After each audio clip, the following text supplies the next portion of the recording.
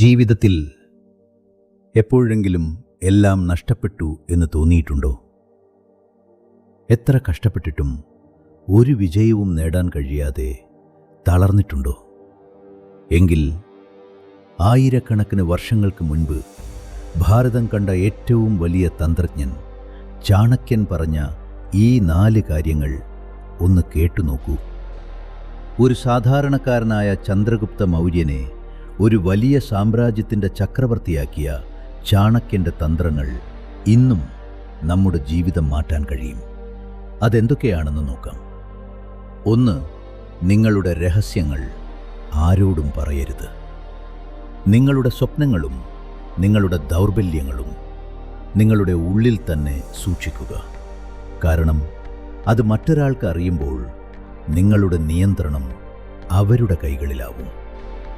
നിശബ്ദമായി പ്രവർത്തിക്കുക. നിങ്ങളുടെ വിജയം ശബ്ദമുണ്ടാക്കട്ടെ.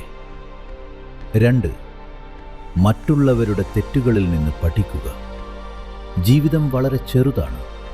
എല്ലാ തെറ്റുകളും നമ്മൾ തന്നെ ചെയ്തു പഠിക്കാൻ സമയം തികയില്ല. അതുകൊണ്ട് മറ്റുള്ളവരെ നിരീക്ഷിക്കുക. അവരുടെ പിഴവുകൾ ആവർത്തിക്കാതിരിക്കുക. അതാണ് ഒരു ബുദ്ധിമാന്റെ ലക്ഷണം.